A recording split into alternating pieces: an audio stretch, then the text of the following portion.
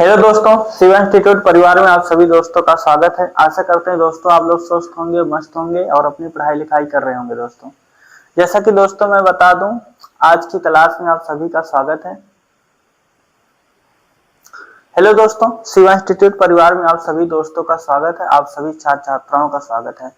जैसा कि दोस्तों आप लोग इससे पहले की वीडियो मेरा देखे होंगे, जिसमें मैंने पढ़ाया कि वर्णमाला में जो आपके वर्ड कितने प्रकार के होते हैं उसको मैंने बताया है, और वर्ड कितने होते हैं ये मैंने बताया। ठीक है, तो आज के वीडियो में हम लोग जानने वाले हैं कि वर्ड कितने प्रकार के होते हैं, इसको हम लोग जानते हैं। ठीक है, तो आइए दोस्तों ज्यादा बातें ना करते हुए आज की क्लास की हम लोग शुरुआत करते हैं। और हम लोग आज की क्लास में बेहतर तरीके से सीखेंगे।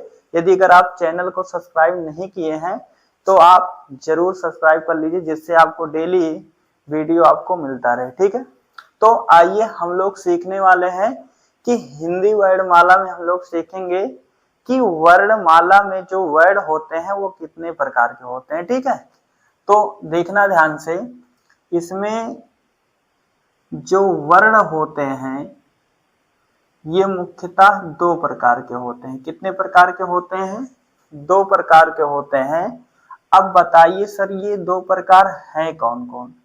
तो सबसे पहली बात ये जानिए कि ये दो प्रकार जो होते हैं, एक आपका होता है स्वर होता है और एक आपका होता है व्यंजन। बात समझ गए? एक आपका स्वर होता है और एक आपका व्यंजन होता है। यानी कि वर्ड अगर कभी भी पूछता आपके एग्जाम में सर ये कितने प्रकार के होते हैं, तो आप बता सकते हैं ये टोटली दो प्रकार के होते हैं। ठीक है, अब इसमें देखना क्या है, स्वर क्या होते हैं और क्या व्यंजन होते हैं। ठीक है, ये देखिए स्वर का जो दूसरा नाम होता है इसे सर आप अच भी कहते हैं। ठीक, और इसे हल भी कहते हैं। क्या कहते हैं? इसे हल भी कहते हैं, क्योंकि अच एक संस्कृत में प्रत्याहार होता है जिसके अंतर्गत सभी स्वरों की चर्चा की गई है, इसलिए इसका दूसरा नाम क्या होता है? अच होता है। जबकि ये व्यंजन को हल के नाम से जानते हैं, क्योंकि हल एक संस्कृत में प्रत्याहार होता है जिसमें सभी व्यंजन वर्णों की चर्चा की गई है। तो इससे अगर आपके एग्जाम में पूछा जाए कि यच किसे कहते हैं, तो स्वर का ही दूसरा नाम क्या है? अच है, और हल का ही दूसरा नाम क्या है? व्यंजन है। ठीक, यहां तक आप समझ पाए होंगे। आइए हम लोग थोड़ा सा आगे बढ़ते हैं। अब देखिए सबसे पहली बात यह है कि आज की क्लास में हम लोग सीखने वाले हैं कि स्वर क्या होता है और व्यंजन क्या होता है। ठीक, तो सबसे पहले हमको ये समझना पड़ेगा कि स्वर क्या होता है, या हम कह सकते हैं कि स्वर किसे कहते हैं। स्वर किसे कहते हैं? तो इसमें कितने ऐसे प्यारे बच्चे हैं जो हमारे बता सकते हैं कि स्वर किसे कहते हैं। ठीक है, तो बताया जाता कि स्वर जो होते हैं ये स्वतंत्र होते हैं, अर्थात ये किसी की सहायता नहीं लेते हैं। अपने आप में स्वर जो होते हैं ये अपने आप में परिपूर्ण होते हैं। इस आधार पे आप कह सकते हैं कि स्वर जो है किसी की सहायता नहीं लेते हैं। तो ऐसे में आप परिभाषा बना सकते हैं कि वह वर्ण जो बिना किसी के सहायता से स्वयं से बोले जाते हैं उसे क्या कहते हैं? स्वर कहते हैं। जबकि अगर हम बात करें संस्कृत के जो आचार्य हैं पतंजलि महोदय कहते हैं कि स्वयं राजन्ते इति स्वराः, अर्थात जो स्वयं से बोले जाते हैं, जो स्वयं से विकृत हो जाते हैं, उसी का ही नाम क्या है? स्वर है, ऐसा पतंजलि महोदय कहते हैं। तो आइए मेरे भाई प्यारे बच्चों, आइए हम लोग जान लेते हैं कि ये स्वर का जो है परिभाषा क्या है। तो आप कह सकते हैं वह वर्ण जो स्वयं से उच्चारित होते हैं तो उसे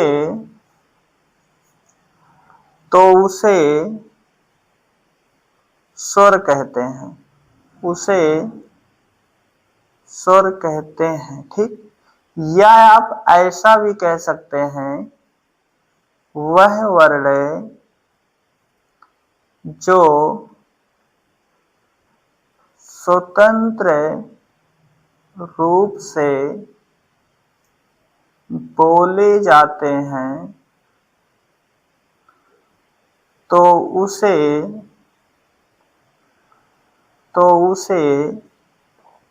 स्वर कहते हैं, तो उसे स्वर कहते हैं।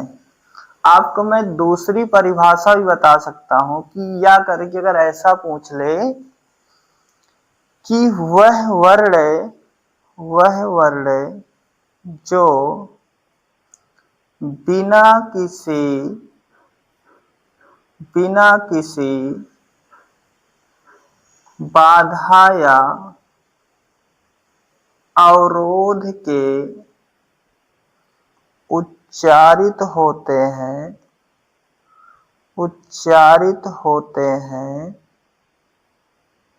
तो उसे स्वर कहते हैं, स्वर कहते हैं। ये आप जानते रहिएगा, कह रहा कि वह वर्ण जो बिना किसी बाधा या अवरोध के बोले जाते हैं उसी का ही नाम क्या है, स्वर है।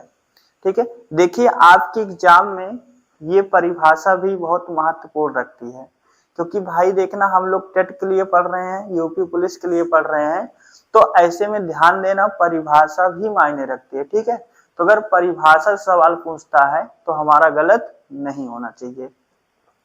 लेकिन मामला ये आता है कि भैया बात ये आती है कि अगर मान लेते हैं कोई भी शब्द है या कोई भी अध्याय है तो उसके कुछ ना कुछ गुण तो जरूर होते हैं। ठीक है, तो ऐसे में अगर हमारे एग्जाम में पूछ ले कि स्वर के क्या क्या गुण होते हैं, या ऐसा पूछ ले कि स्वर के विशेषताएं क्या होते हैं। अभी आप हायर एजुकेशन का एग्जाम देंगे या आप यूपी का ही दिए होंगे तो उसमें कभी कभी ऐसा पूछा गया है कि निम्नलिखित में से स्वर की विशेषताएं नहीं है, तो आप समझिए कि स्वर की विशेषताएं क्या होती, सबसे पहले ये समझ लीजिए। अभी तो हम लोग बाद में समझेंगे कि स्वर कितने होते, ये बाद में जानेंगे। ठीक है, तो आइए हम लोग जानते हैं स्वर की विशेषताएं। तो भैया देखना ध्यान से, हेडिंग डालिए स्वर की विशेषताएं। जैसा कि आप लोग जानते ही होंगे कि स्वर की विशेषताएं क्या होते हैं। सबसे पहले मैं विशेषता को समझाने का प्रयास करूंगा। देखना मेरे भाई, विशेषता क्या होती है भैया, किसी व्यक्ति की जो गुण होता है ना, उसी गुण का ही नाम क्या कहलाता है, विशेषता कहलाता है। जैसे मैंने कहा कि राम बहुत भोला लड़का है, तो ऐसे में जो भोलापन है ना, यही क्या उसका गुणवत्ता है। जैसे आप कहते हो कि वह व्यक्ति बहुत अच्छा है ना, तो अच्छा होना ही क्या उसकी गुणवत्ता है। उसी प्रकार जो हमारा स्वर होता है इसके भी कुछ ना कुछ क्या होते हैं, विशेषताएं होते हैं, तो उनको जानकारी हमको प्राप्त करना बहुत ही जरूरी होता है। तो लिखिएगा, थोड़ा सा लिखिए, वैसे तो स्वर के निम्नलिखित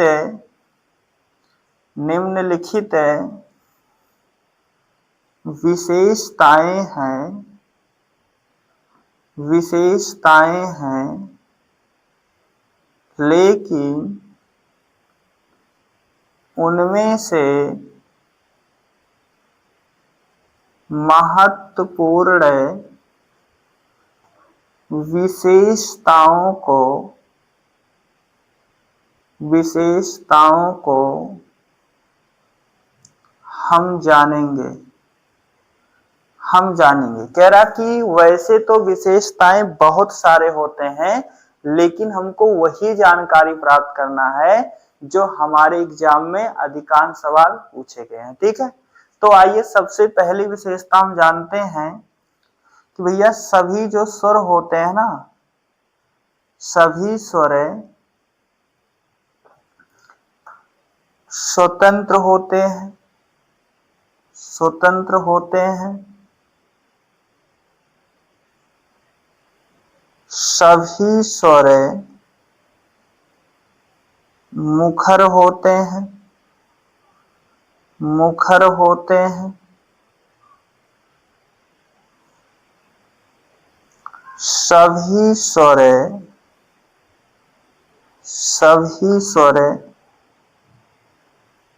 आत्मनिर्भर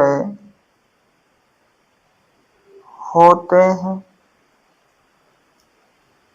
सभी स्वर आक्षरिक होते हैं। आक्षरिक होते हैं।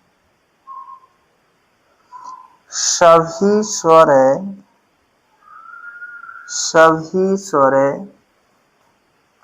स्वाधीन होते हैं। स्वाधीन होते हैं। ठीक है, मैं देखिए यहाँ पर लिख दे रहा हूं आगे कितने विशेषताएं, 5 यानी छठा विशेषताएं आप लिखिएगा। कह रहा सभी स्वर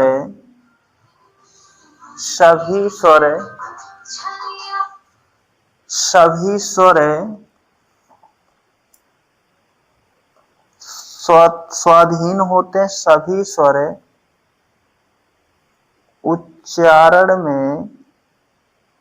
उच्चारण में स्वतंत्र होते हैं। ठीक, 7वां पॉइंट, सभी स्वर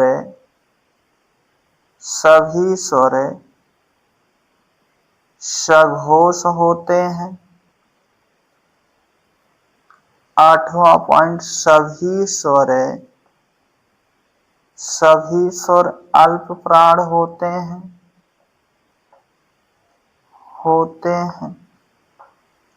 सभी स्वर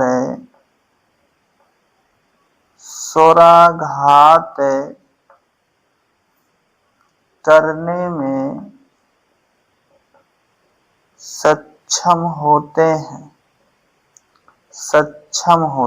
इसको आप नोट करिए, फिर मैं आपको और बता रहा हूं, आप एक एक करके नोट कर लीजिए।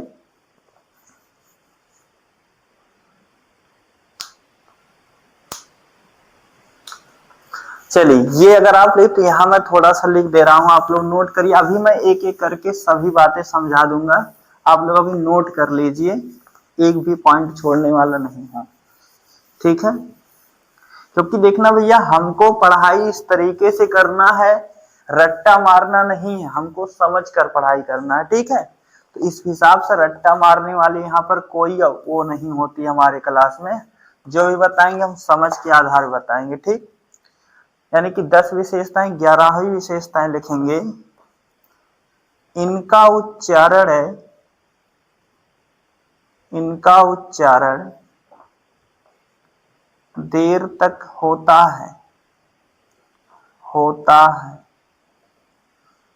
12वां, इनका उच्चारण दीर्घ होता है।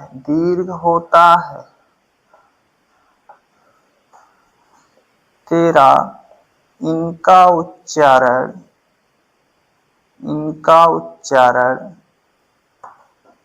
व्यंजन की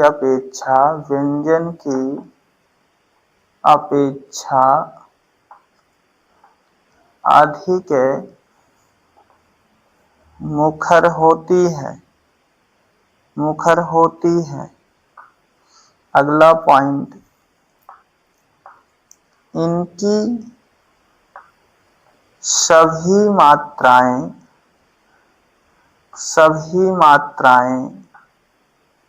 व्यंजन के दाहिनी तरफ लगाई जाती है।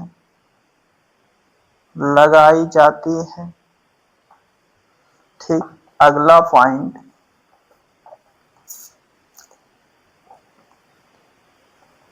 इसके भी लिंग होते हैं। अर्थात पुल्लिंग व स्त्रीलिंग में बटे होते हैं।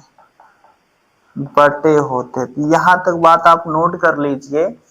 कह रहा कि स्वर के भी लिंग होते हैं, अर्थात कह सकते हैं कि स्वर भैया पुल्लिंग और स्त्रीलिंग दोनों में होता है। ठीक है, कह रहा कि इनकी सभी मात्राएं व्यंजन के दाहिनी तरफ लगाई जाती है। जैसे आप मान लेते का है ना, जैसे देखिए का है, इस का को जब आप तोड़ते हो तो यहाँ ध्यान देना, यहाँ छोटा निकल के आता, देखना ध्यान से कि भैया कैसे दाहिनी तरफ आप ध्यान देना, ये आपका लेफ्ट वाला हैंड है। ठीक है, ये वाला जो गोरा वाला पार्ट ये राइट बनाता है, ये चमड़ी वाला पार्ट क्या लेफ्ट बनाता है। अब इसके सामने खड़ा करिए, ये देखना राइट है ना, तो ऐसे में कह सकते हो कि स्वर के जो सभी स्वर होते हैं वो सब के सब व्यंजन के दाहिनी तरफ आते हैं। ठीक, कह रहा कि इनका उच्चारण व्यंजन की अपेक्षा अधिक मुखर होता है। कहने का मतलब ये है, जैसे हमने कहा हे राम, ऐसे में कह सकते हो कि भैया इनका उच्चारण व्यंजनों की अपेक्षा देर तक किया जा सकता है, जबकि व्यंजन का नहीं किया जा सकता। यही बात दोनों है, ध्यान दीजिएगा। ठीक, आगे कह रहा कि सभी स्वर क्या होते हैं, स्वतंत्र होते हैं, अभी मैंने बताया। आगे कह रहा कि सभी स्वर मुखर होते हैं, भाई बोलने में एकदम कहीं बाधा अवरोध नहीं होती है। कह रहा कि सभी स्वर क्या होते हैं, आत्मनिर्भर होते हैं। कहने का मतलब क्या है, स्वयं में क्या होते हैं, ये निर्भर होते हैं। सभी स्वर क्या होते हैं, आक्षरिक होते हैं। कहने का मतलब ये ध्यान देना कि सभी स्वर वर्ण नहीं होते हैं, क्या होते हैं, ये अक्षर होते हैं, ध्यान दीजिएगा। कह रहा कि सभी स्वर क्या होते हैं, स्वाधीन, स्वयं में अधीन होते हैं। ठीक, कह रहा कि सभी स्वर उच्चारण में स्वतंत्र होते हैं, बिल्कुल सही है। कह रहा सभी स्वर क्या होते हैं, सघोष होते हैं।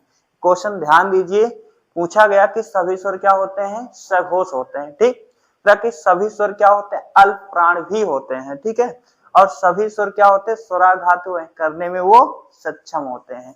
यानी कि कहीं पर अगर मान लेते किसी शब्दों पर अधिक बल पड़ रहा है तो वहां पर जो है ये जो स्वर होते हैं वो क्या करते हैं, उसको समन करने की क्षमता रखते हैं। ठीक है, तो यहां तक बात आ गई होगी समझ में। अब हमको ये समझना है कि भैया कुछ पॉइंट समझना है कि स्वर हमें होते कितने हैं, यानी कि हिंदी में स्वर होते कितने हैं। लेकिन उससे संबंधित एक दो बात आप लोग और सीखिए। सीखना क्या भैया, कि हमें ये पता करना पड़ेगा कि स्वर के संदर्भ में कुछ विद्वानों का मत है, वो आप थोड़ा सा जानिए। आपको जानना पड़ेगा कि स्वर के संदर्भ में जो विद्वानों का मत है ये क्या है। तो आइए मैं बताता हूं कि स्वर के संदर्भ में विद्वानों का मत, अगर आपको जानकारी हो तो आप बता दीजिए कि स्वर के संदर्भ में क्या क्या विद्वानों ने कहा है। ठीक है, क्योंकि भाई देखना आपके एग्जाम में क्वेश्चन कहां से आए कुछ पता नहीं है। ठीक है, तो इसलिए थोड़ा हमको अच्छे से पढ़ना पड़ेगा। तो देखिए, आप एक पॉइंट लिखिएगा, यहां नोट डाल के लिखिए। नोट डाल के क्या लिखना है कि भैया देखिएगा, गोरखनाथ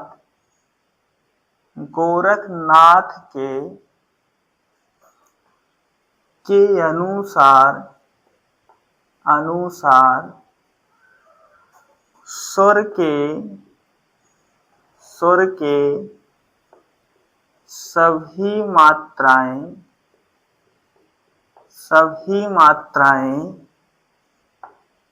व्यंजन के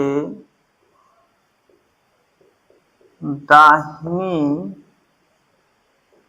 तरफ लगाई जाती है। ये बात ध्यान, जिससे पहले मैंने अभी समझाया है कि स्वर के सभी मात्राएं व्यंजन के दाहिनी तरफ लगाई जाती है। ये बात कहा किसने, तो ध्यान दीजिए कि बात कहा किसने, गोरखनाथ ने कहा था। ठीक है, अब थोड़ा सा हम लोग आगे बढ़ते हैं। आगे इसको अंडरलाइन आप लोग कर लीजिए। ठीक, एग्जाम में पूछा जा सकता है। ठीक, अब हमें ये पता करना है कि भैया हिंदी में स्वर कितने होते हैं। ठीक है, या आपसे कभी कह दे कि स्वर कितने होते हैं, तो आप एक पॉइंट लिखिएगा, एक पॉइंट लिखना ये है कि लिखिएगा वैसे तो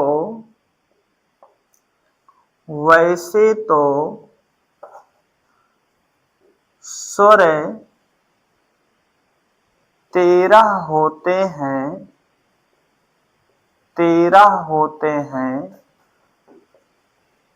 लेकिन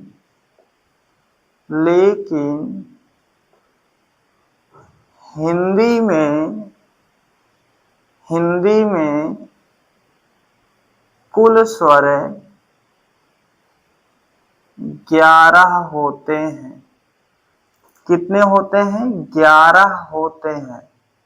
आप ध्यान दीजिएगा, आपको देखने या सोचने में बहुत अटपटा लग रहा होगा कि सर आपने कहा कि वैसे तो स्वर 13 होते हैं, लेकिन आप कह रहे हो कि हिंदी में कुल स्वर 11 होते हैं, ये कैसे होते हैं? तो एक बात ध्यान से सुनो बाबू, समझना क्या है, ध्यान से समझो। पहले मैं 13 स्वर लिखता हूं, फिर बताता हूं, ठीक? यहां देखना, छोटा या, आपका बड़ा या, छोटी, बड़ी, छोटाऊ, बड़ाऊ, री, ए, आई, ओ, आओ, ये आपके स्वर हैं। और साथ ही साथ में अंग और ये आहा, ये आपके टोटल 13 स्वर हैं। लेकिन ध्यान देना, ये 13 स्वर हैं, जबकि हिंदी में कुल स्वरों की संख्या कितनी है? 11 है। तो आप ध्यान दे रहे हो, दोनों में अंतर क्या? पहली बात ये जानो सर, यहाँ हिंदी एक भाषा है, ध्यान देना, हिंदी एक भाषा है। हिंदी भाषा में कह रहा है कि कुल स्वर कितने हैं? 11 है। अब ध्यान देना, यहाँ समझना पड़ेगा, जबकि यहाँ कह रहा कि स्वर कितने हैं? वो 13 है। यहाँ बाबू किसी भाषा का नाम नहीं लिखा गया है, किसी विशेष भाषा की काम विशेष भाषा का नाम नहीं लिखा जा रहा है।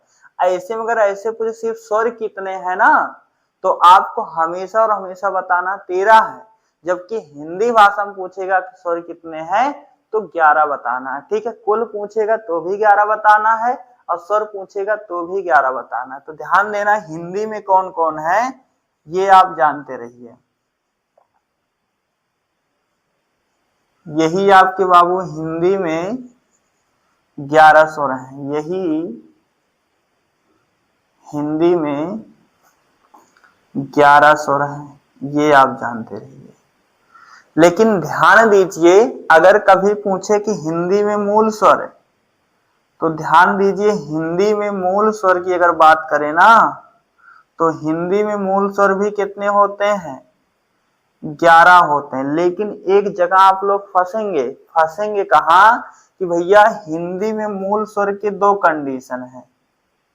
हिंदी में मूल स्वर के 2 कंडीशन है भैया। मूल स्वर आपका 4 भी होता है और 11 भी होता है। तो ध्यान देना, अगर ऐसे डायरेक्ट पूछे कि हिंदी में मूल स्वर कितने हैं, तो आपका उत्तर 11 है। लेकिन अगर कभी पूछे कि उच्चारण समय के आधार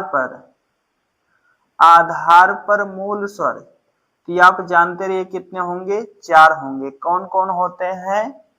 छोटा या, छोटी, छोटाऊ और री।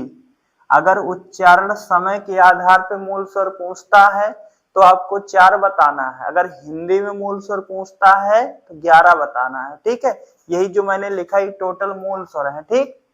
लेकिन उच्चारण समय अगर ऐसे पूछेगा, उच्चारण समय के आधार पर मूल स्वर, तो आपको बताना है 4, जैसा कि मैंने यहाँ लिख दिया है, ठीक? तो ये आप जानते रहिएगा। तो आशा करते हैं कि आप लोग ये स्वर जो है समझ में आया होगा, ठीक है? कि स्वर जो है हिंदी में कुल कितने हैं? तो 11 हैं। वैसे स्वर कितने हैं? 13 हैं। अभी मैं आपको ये भी बताऊंगा कि एग्जाम में स्वर से संबंधित कैसे सवाल आएगा, ठीक? चलिए ठीक है सर, ये बात रहा स्वर की, ठीक? और हम जान चुके हैं कि हिंदी में कितने स्वर होते हैं, ठीक। लेकिन हमें ध्यान देना, एक सवाल ये पूछा जा सकता है कि भैया देवनागरी लिपि में स्वर कितने हैं। तो बात ध्यान दीजिएगा, यही जो मैंने हिंदी में लिखा है ना, यही जो हिंदी में जो आपके 11 होते हैं, यही देवनागरी लिपि में भी होते हैं। देवनागरी लिपि में अगर कभी देवनागरी लिपि में स्वर पूछा जाए कितना बताओगे, तो 11 स्वर होते हैं। यही जो मैंने रेखांकित किया है ना, यही आपके देवनागरी लिपि में भी होते हैं। समझ गए? यहां तक बात क्लियर है। लेकिन अगर बाई चांस से बाबू पूछा जाए कि परंपरागत रूप से स्वर कितने हैं, अगर ऐसे पूछे जाए कि परंपरागत रूप से स्वर कितने हैं, तो आपको बता देना है 13 है, ठीक है। अगर वैसे हिंदी में पूछता है तो आपको 11, क्योंकि भैया ये जो है, ये अंग और हा, ये ना तो स्वर है ना ही व्यंजन है। ये बात जो 13 मैंने यहाँ लिख रखा है ना, ये जब छंद लिखा जा रहा था तब के समय की ये बात है। इसलिए जब छंद लिखा जा रहा था तो इसको भी स्वर माना गया था, लेकिन अब वर्तमान समय में इसे स्वर और व्यंजन कभी नहीं माना जाता है, इसे अयोगवाह माना जाता है। यानी कि योग ना होने पर भी जो साथ साथ चलता है उसको अयोगवाह कहते हैं। लेकिन इसका कारण भी है, अभी देखना जब मैं इसको पढ़ाऊंगा ना तो आपको यह भी बताऊंगा कि सर इसको क्यों स्वर नहीं माना गया है। तो ये अभी नहीं बताऊंगा, आने वाले वीडियो में जरूर बताऊंगा, ठीक। आप वीडियो के साथ अवश्य बने रहिए, ठीक है। तो यहाँ तक देखना, देवनागरी लिपि में यही 11 स्वर पाए जाते हैं। उच्चारण समय के आधार मूल स्वर कितने हैं? 4 हैं। और हिंदी में मूल स्वर कितने हैं? 11 हैं। हिंदी में कुल स्वर कितने हैं? 11 हैं। लेकिन बाबू अगर पूछा ये जाए कि अपभ्रंश में स्वर कितने हैं, तो ध्यान देना, अपभ्रंश में ये देखिए एसआई के सवाल में पूछा गया है सवाल कि अपभ्रंश में स्वर कितने होते हैं। तो अपभ्रंश में स्वर कितने होते हैं? टोटल 8 होते हैं। अब ये 8 कौन कौन होते हैं ये जानो। भैया देखना, आपका छोटा आ होता है, बड़ा या, छोटी, बड़ी, आपका ए होगा, और आपका ओ होगा, छोटाऊ होगा और बड़ाऊ होगा। यही देखना 4 होते हैं, यानी कि ये 4 ये और 4 ये, यही टोटल 4 ये और 4 ये, टोटल कितने होंगे? 8। लेकिन पूछा जाए कौन कौन नहीं होते हैं, तो आप जानिए, आई, औ और ये री, ये आपके ध्यान दीजिए नहीं माना गया, ठीक है। आप इसको नोट कर लीजिए कि भैया अपभ्रंश में यही देखिए स्वर होते हैं, ठीक है। ये आप नोट कर लीजिए।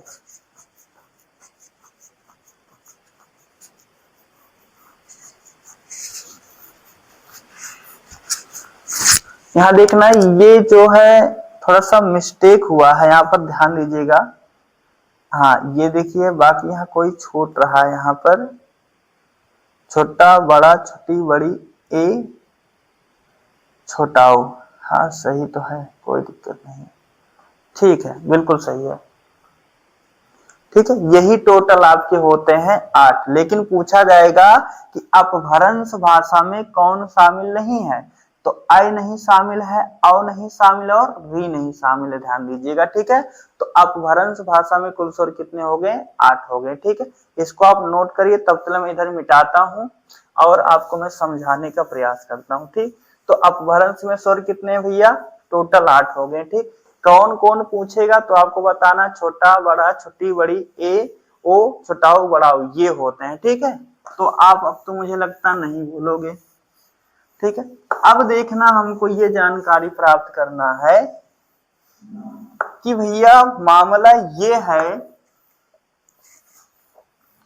कि हिंदी में अगर कभी पूछा जाए कुल स्वर कितने? 11 हैं, कोई दिक्कत नहीं। अपभ्रंश में स्वर कितने हैं? 11 हैं। देवनागरी लिपि में स्वर कितने हैं? 11 है। ये बात हमें क्लियर हो गई। लेकिन अगर कभी पूछता है कि भैया मान स्वर कितने, क्योंकि ध्यान देना अभी तक मुझे लगता है कि मान स्वर जो है कोई नहीं पढ़ा होगा, ठीक है। अगर पढ़े होंगे तो बहुत सही होगा, अगर नहीं पढ़े हो तो कोई बात नहीं, मैं आपको पढ़ा रहा हूं कि अगर कभी बाई चांस से मान स्वर पूछ ले कितने होते हैं तो ये 8 होते हैं, ठीक है। कितने संख्या होती है? 8 होते हैं। लेकिन ये होते कौन कौन है यह भी जानो भैया, क्योंकि पूछा जा सकता है ये जो है कौन कौन हो सकते हैं और कौन कौन नहीं हो सकते हैं, ठीक है। तो आप ये जानते रहिएगा। चलिए आइए हम लोग देखते हैं, ठीक। तो देखना भैया, लिखिएगा मान स्वर। मान स्वर भैया ध्यान दीजिए कितने होते, इसकी परिभाषा नहीं पूछी जाती, ध्यान दीजिएगा। इसे मेय स्वर भी कहते हैं, इसे मेय स्वर भी कहते हैं, जानते रहिएगा, ठीक। इसे मेय स्वर या मान स्वर। इसकी भी संख्या कितनी होती है? 8 होती है। कितनी होती है? 8 होती। आप भैया सोचो, छोटा आ इसमें आएगा, बड़ा आ इसमें आएगा और बड़ी ई आएगा, इसमें ए आएगा और आई भी आएगा, ओ आएगा और औ आएगा। ये आप जानते रहिएगा, ठीक है। छोटा आ आएगा और बड़ा आएगा, बड़ी आएगा, ए आएगा, आई आएगा, ओ आएगा और एक और आता है जिसे आप बड़ाऊ जानते हो। यही आपके टोटल मान स्वर है। अब अगर सवाल पूछता है कि मान स्वर कौन कौन है तो आप बता सकते हैं कि मान स्वर कौन है। छोटा आ है, बड़ा आ, छोटी, बड़ी, ए, ऐ, ओ और बड़ाऊ, ठीक है। ये आप जानते रहिए। सर कौन कौन नहीं होते हैं तो आप जानते रहिए, री नहीं होता है, री नहीं होता है और आपका छोटी ई नहीं होता और छोटा ऊ नहीं होता, आप जानते रहिएगा, ठीक। ये मान स्वर नहीं होते हैं, ठीक, ये आप जानते रहिएगा। तो अब अगर मुझे लगता है इससे डिटेल सवाल आपके एग्जाम में तो बाबू नहीं बनने वाला है, क्योंकि इससे अगर ज्यादा अंदर गया तो मान के चलिए तब यूपी पुलिस का पेपर नहीं, तब वो यूपी सीसैट का पेपर बना रहा, ठीक है। तो ऐसे में आपको विश्वास दिलाता हूं कि इससे भी अंदर अब जाएगा नहीं एग्जामिनर, इतने में आपका काम हो जाएगा, ठीक। अब देखना ध्यान से कि अगर हमें मान स्वर की संख्या पता चल गया तो हमको थोड़ा सा और जानकारी प्राप्त कर लेना चाहिए कि सर एग्जाम में कैसे कैसे सवाल पूछे जाएंगे। तो स्वर से संबंधित पूछे जाने वाले सवाल, तो देखिए स्वर से संबंधित पूछे जाने वाले सवाल, ये आपकी हेडिंग है। तो जैसे देखिए पूछेगा अगर आपके एग्जाम में कि स्वर कितने हैं, ऐसे डायरेक्ट पूछेगा स्वर कितने हैं तो आपको बताना है 13 है। पूछेगा कि हिंदी में स्वर कितने हैं, स्वर कितने हैं तो आपको बता देना है 11 है। पूछेगा हिंदी वर्णमाला में स्वर कितने हैं, हिंदी वर्णमाला में स्वर कितने हैं, तो अगर ऐसा पूछता है बता देना है 11 है। हिंदी में कुल स्वर कितने हैं, तो भैया क्या मैंने आधा थोड़ी नहीं बताया है, टोटल ही तो बताया है, तो 11 होंगे। हिंदी वर्णमाला में कुल स्वर कितने हैं तो आप बताइएगा, कुल स्वर हैं 11। पूछेगा अपभ्रंश में कितने स्वर हैं, अपभ्रंश में कितने स्वर हैं तो आप बताइएगा 8 स्वर हैं। लेकिन अगर कभी ऐसा पूछे कि संस्कृत भाषा में स्वर कितने हैं, तो आप बताइएगा 9 हैं। अगर कभी पूछे कि भैया व्यंजनों के साथ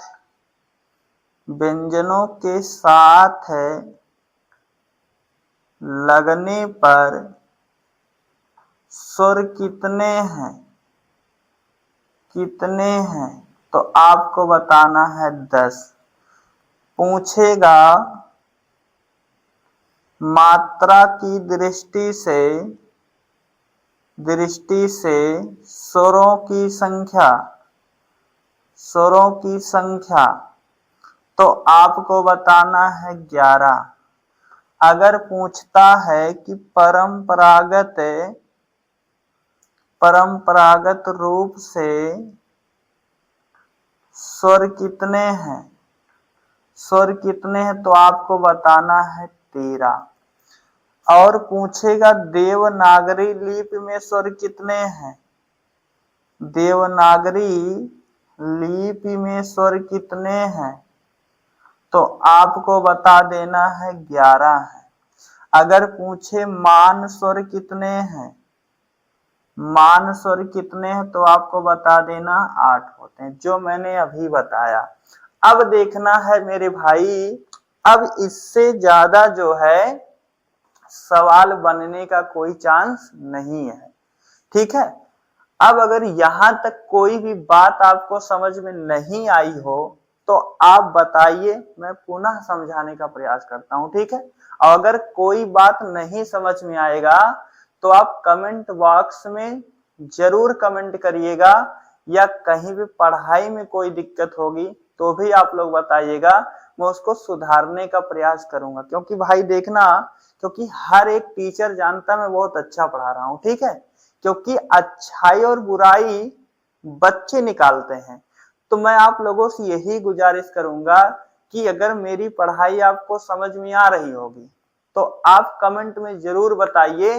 अगर थोड़ा बहुत दिक्कत भी हो रहा होगा तो आप बताइएगा, मैं उसको सुधार करने का प्रयास करूंगा, ठीक है। तो यहां तक बात क्लियर हो गई। लेकिन हमको थोड़ा सा और बात ये सीखना है, इसको चलिए मैं मिटा दे रहा हूं, ठीक। और ये सवाल ध्यान दीजिए एग्जाम में पूछा जाएगा, ठीक है, तो आप इसको जानते रहिएगा। चलिए, अब जैसे एक बात और जानकारी लेना है कि भैया जो स्वर होते हैं ना, ये 2 लिंगों में होते हैं, यानी कि पुल्लिंग और स्त्रीलिंग में होते हैं। तो हमको ये पता करना है कि कितने ऐसे स्वर हैं जो पुल्लिंग हैं और कितने ऐसे स्वर हैं जो स्त्रीलिंग हैं, क्योंकि यह भी सवाल पूछा जाता है। तो आप हेडिंग बना लीजिए, स्वरों का लिंग, स्वरों का लिंग, ठीक। तो आप जानिए स्वरों का लिंग की अगर बात करें तो पहले लिखेंगे स्वर कौन कौन है। तो भाई छोटा या, बड़ा या, छोटी, बड़ी, छोटाऊ, बड़ाऊ, री, ए, आई, ओ, आओ, ठीक है। ये आप जानते रहिए। अब देखिए ध्यान से कि यहाँ भैया जो ये आपका ये छोटी बड़ी ई है, ठीक, और ये आपका री, ये 3 ऐसे स्वर हैं जिन्हें स्त्रीलिंग के नाम से जानते हैं। ये स्त्रीलिंग में होते हैं, स्त्रीलिंग में, ठीक। बाकी जितने स्वर मैं रेखांकित नहीं किया हूं वो सब के सब क्या होते हैं, पुल्लिंग होते हैं। तो ये आप जानते रहिएगा कौन स्वर स्त्रीलिंग में है और कौन स्वर जो है पुल्लिंग में है, ठीक है। तो यहां तक आप जानते रहिएगा। अब देखिएगा ध्यान से, अब हम लोग को ये पढ़ना है कि हमने सीखा कि भैया स्वर कितने होते हैं, तो हमने बताया हिंदी में 11 होते हैं, वैसे स्वर 13 होते हैं। हमने ये भी देखा कि स्वर की मात्राएं किधर लगाई जाती है, तो व्यंजन के दाहिनी तरफ। किसने कहा? तो भैया आपकी गोरखनाथ ने कहा। हमने ये देखा कि मान स्वर कौन कौन होते हैं, हमने ये देखा कि अपभ्रंश में स्वर कौन कौन होते हैं। ठीक है, तो यानी कि हम लोग जो मोटा जो है यूपी पुलिस और यूपी टेट के लिए तैयारी में जो वर्णमाला से सवाल पूछता है स्वर से संबंधित, ये हमने देख चुके हैं। ठीक है, अब हमको ये देखना है कि भैया स्वरों का वर्गीकरण, हमें जानकारी लेना है कि स्वरों का वर्गीकरण क्या क्या होता है। जैसा कि स्वरों को कई वर्गों में विभाजन किया गया है, जैसे आकृति के आधार पे, ठीक है, मुख के विकार के आधार पे, ठीक है, उच्चारण स्थान के आधार पे, होठ के आकार के आधार पे, तालु के आधार पर, मात्रा के आधार, तो इन सभी को जो है हम स्वरों को वर्गीकरण के रूप में जानते हैं। तो जैसा कि दोस्तों आज तो मैं यहीं पर क्लास विराम देता हूं, शेष अगली वीडियो में हम जब भी पढ़ेंगे तो स्वरों का वर्गीकरण पढ़ेंगे। ठीक है, तो आज की क्लास कहीं पर विराम देते हैं, और यदि मेरी वीडियो आपको अच्छा लगा होगा तो आप कमेंट बॉक्स में कमेंट करके जरूर बताइएगा, और साथ ही साथ अगर आप सब्सक्राइब नहीं किए हो तो सब्सक्राइब अवश्य कर लीजिएगा, जिससे आपको डेली वीडियो